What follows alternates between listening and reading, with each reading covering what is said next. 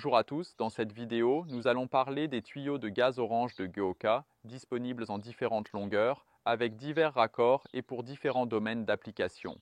Par exemple pour des barbecues à gaz, des cuisinières à gaz, mais aussi pour des installations de GPL sur des bateaux ou dans des caravanes et des camping-cars. Et partout, la question se pose de savoir si le tuyau de gaz doit être remplacé, et si oui, quand il faut le remplacer.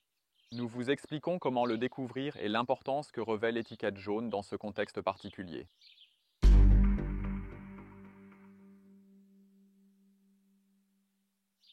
Avant même de parler des délais d'échange, vous devriez déjà prendre note que si vous observez pendant l'utilisation en cours ou lors du essai d'étanchéité que votre tuyau présente des fuites ou semble considérablement usé, alors changez-le tout de suite, sans attendre la prochaine échange de remplacement. En tout cas, remplacez-le avant la prochaine utilisation de l'installation de GPL. Un tel tuyau n'a vraiment plus sa place dans une installation de GPL. Pour les différentes utilisations, il existe parfois des périodes de remplacement obligatoires différentes.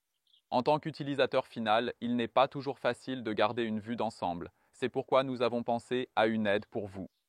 La plupart des tuyaux de GOG ont une étiquette jaune. Sur cette étiquette jaune, vous trouverez les différents domaines d'application symbolisés par un pictogramme. Et en dessous du pictogramme figure l'année à laquelle le tuyau doit être remplacé au plus tard.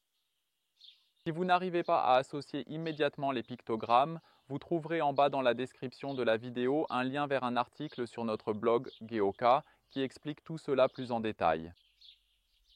Certains d'entre vous se demanderont maintenant que se passe-t-il si l'embout de tuyau se détache ou se perd. Il y a bien sûr une solution, chaque tuyau de la marque Geoka indique l'année de fabrication. Dans le cas présent, l'année affichée est 2018. Vous trouverez le délai de retour dans un article de blog séparé que nous avons lié dans la description de la vidéo. Puisqu'il y a par hasard un barbecue à gaz ici, prenons cet exemple pour faire la démonstration.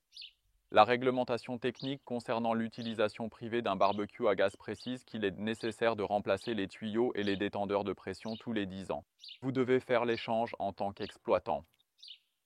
Voilà, vous savez maintenant quoi faire pour remplacer un tuyau de cuisson. Nous espérons avoir pu vous aider. N'hésitez pas à liker ou à vous abonner à notre chaîne. Merci beaucoup.